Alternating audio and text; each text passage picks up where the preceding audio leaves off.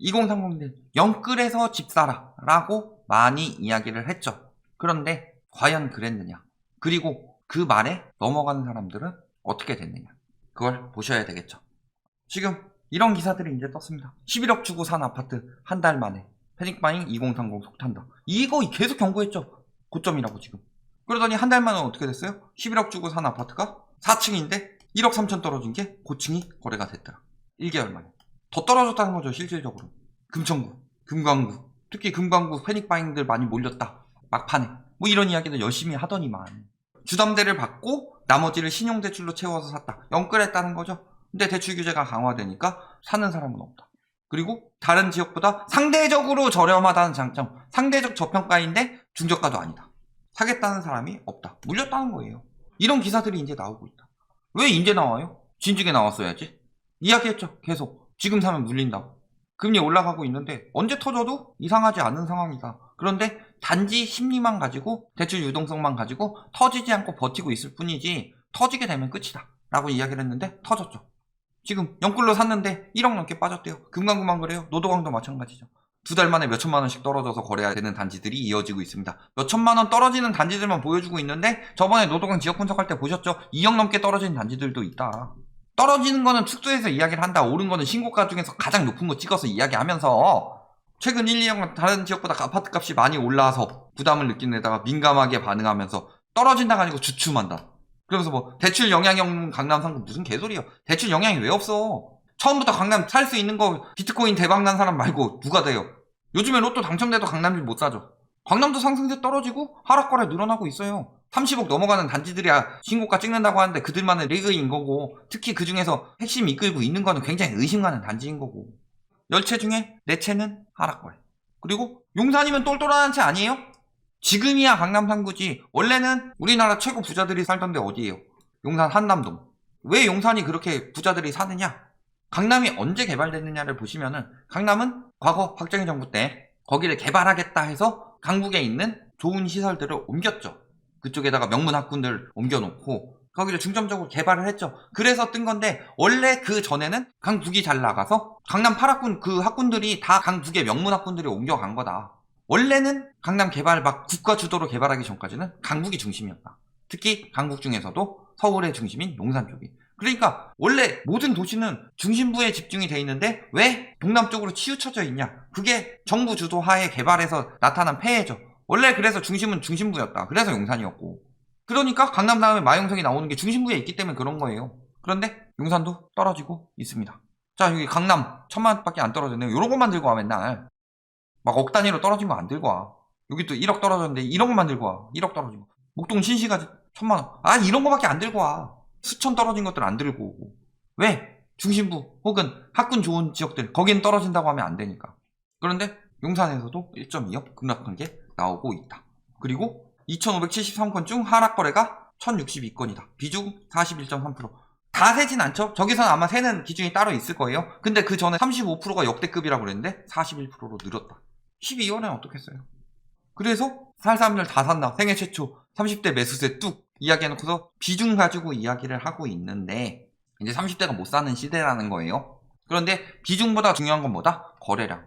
거래량 계속 떨어지고 있었다. 비중 보지 마요? 그러면은 30대 비중 떨어졌으면은 20대나 40, 50대나 60대 이상. 근데 40대, 50대, 60대 이들은 경험이 풍부하죠. 이들이 더 많이 샀다는 뜻이네. 그게 아니라 그들도 안 사고 20, 30대도 안 사는데 20, 30대 안 사는 게 더 심해졌다. 왜? 지금 30%대도 굉장히 높은 거예요. 20대가 뭐 다 물려받는 거고, 30대는 돈이 없는데 대출 잔뜩 껴가지고 샀는데 금리 엄청나게 올라버리고 대출 막아버리니까 30대가 집을 못 사더라. 이거 주거 사다리 막고 있어요. 개소리 집어치우고 무리하게 빚 내가지고 하는 거는 오히려 계층 상승에 역효과가 난다. 그래서 정상적인 경제에서 투자를 통해서 돈을 버는 거, 주식 같은 걸로, 그런 상황이면 괜찮은데 지금처럼 유동성 잔뜩 껴가지고 주식이든 부동산이든 코인이든 거품 잔뜩 껴있는 상황에서는 정상적이지 않은 상황이기 때문에 빚내서 하는 건 굉장히 위험하다. 여러 번 경고하고 있잖아요. 그래서 결국 부동산 물린 거죠. 빚내서 들어갔으니까. 그리고 거래량도 최저고. 비중은 떨어졌지만 거래량이 떨어지면서 비중이 떨어진 것이기 때문에 나머지 나이대도 다 거래량은 떨어졌다. 안 사는 게 아니라 못 사는 것이. 대출 풀면, 오늘도 댓글 달렸어요. 대출 때문에 못 사는 거니까 대출 풀면 다시 산다. 대출을 누가 풀어준대요? 유동성 축소 장세예요. 대출 누가 풀어주는데. 정부에서 풀라고 해도 은행에서 막을 거예요. 왜? 물론 기본적으로 받았으니까 영향이 크죠. 왜냐면 미래 손실 대비까지 해야 되는데 다른 나라는 GDP 대비 가계부채가 줄었다가 코로나 이후 이제 늘어나는 건데 우리나라는 글로벌 금융이 터지고도 GDP 대비 가계부채는 계속 늘었으니까 은행에서 한도만큼 빌려준 거예요. 그런데 금리 올리고 있어요. 회수하겠다는 소리죠. 회수하겠다는 시장인데 무슨 누가 풀어주라고 하면 풀리는 줄 알아요?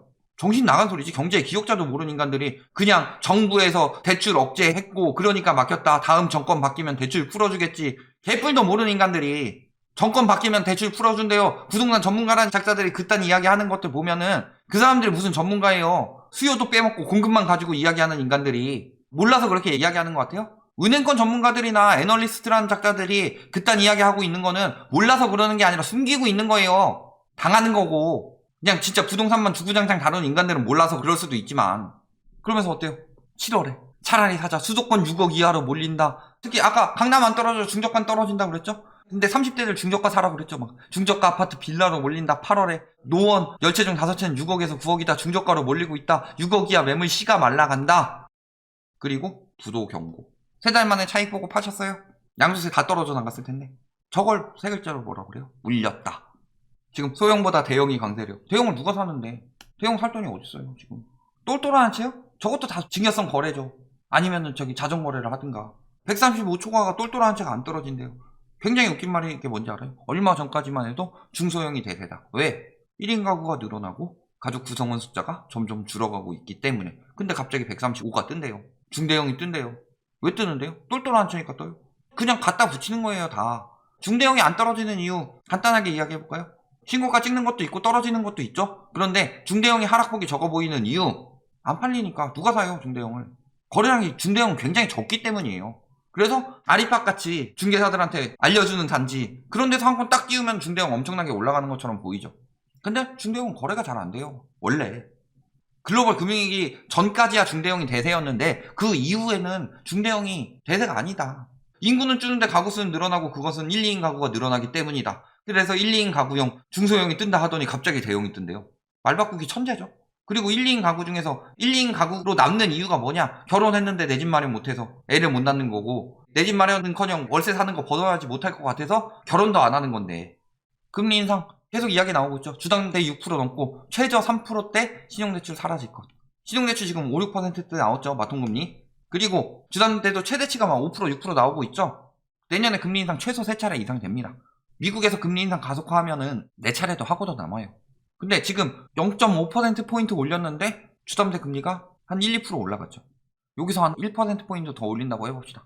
7, 8% 되는 건 일도 아니죠. 근데 저번에 한번 보여드렸지만 금리 4% 넘어가면 50% 이상이 안 산대요. 6% 넘어가면 80% 이상이 안 사요. 앞으로 아무도 안 산다는 거예요. 여기서 양도세 왜 풀라고 하는지 알아요? 실수요들이 안 사니까 가수요 넣으려고.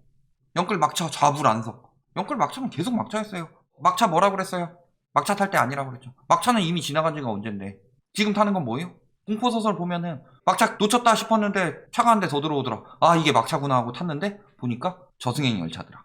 계속 경고했던 내용이죠. 경매는 어때요? 지금 막 2030 경매로 몰린다 막 경매 배운다 하고 있는데 경매도 낙찰가율 뚝 떨어지고 낙찰률 떨어지고 응찰자 수 떨어지고 그런데 주담대 연체로 경매 나오는 집은 늘어나고 있다. 경매는 늘고 응찰자는 줄고 있다. 영끌 패닉바잉 하고 있다. 지금 영끌 패닉바잉 해라. 이런 식으로 늘 이야기하고 있더니 결국에는 다 물린 거다. 그리고 말만 영끌 패닉바잉 하고 있다. 이런 식으로 이야기를 했지 막상 하고 있지도 않았다. 한다고 해서 한 명이라도 더 낚으려고 한 거지. 자 봤을 때 이게 39세 이하 비율이에요. 대출. 자 거주주택 마련 비중이 60.6%에서 60.8%. 그리고 패닉바잉 영끌 한창 했다는 19년 20년에 줄고 있었죠. 그리고 거주주택 이외의 부동산 마련도 줄고 있었어요. 대출 받는데. 대신에 뭐가 늘었다? 전월세 보증금. 영끌 패닉바잉이요?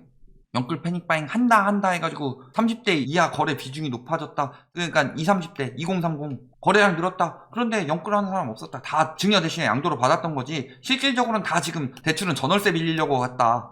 전월세 비중 10% 느는 동안에 주택 살거나 투기하는 비중은 줄었다. 누가 영끌을 했는데 도대체. 나 빼고 다 영끌하는 거 같이 여론을 만드니까 낚인 사람들 분명히 있겠죠. 그래서 대출 엄청나게 받아서 들어간 사람들 그 사람들 제대로 물린 거예요. 결론 뭐예요? 금리 올라가면서 부담은 커졌죠. 그래도 집값이라도 올리면 괜찮겠거니 했는데 집값이 벌써 뚝뚝 떨어지고 있다. 왜? 중소형이 먼저 떨어지고 있다고 하죠. 연끌 많이 했죠. 그리고 노도강, 금강구 이런 데가 먼저 많이 떨어지고 있다고 했죠. 이 사람들 못 버티는 거예요. 강남은 안 그럴 것 같아요. 강남도 물론 마찬가지인데 사실 초고가 제외하고는 떨어지고 있다. 초고가 산 사람들은 여력이 있으니까 좀 더 버틸 수도 있고 그렇지만 나머지는 떨어지고 있다는 거죠. 문제는 안 팔리는데 금리 올라가고 있어요. 연끌은 그래도 내가 계란 간장밥을 좋아하니까 계란 간장밥을 먹으면서 나머지 돈은 집값 올라가니까 집에다 쏟아 부어야지 하고 샀는데 이제는 계란 간장밥도 안 되고 계란값도 올랐어요. 간장밥밖에 못 먹게 생겼어. 거기다가 연끌 한다는 말에 속았다. 내 집 마련하는 사람들 연끌 패닉바잉 그렇게 멍청하게 하지 않아요. 젊은 세대라고 무시한 거죠. 그런데 진짜로 그 중에서도 당하는 사람들은 그 말에 넘어갔더라. 그런데 하고 있었냐? 아니죠.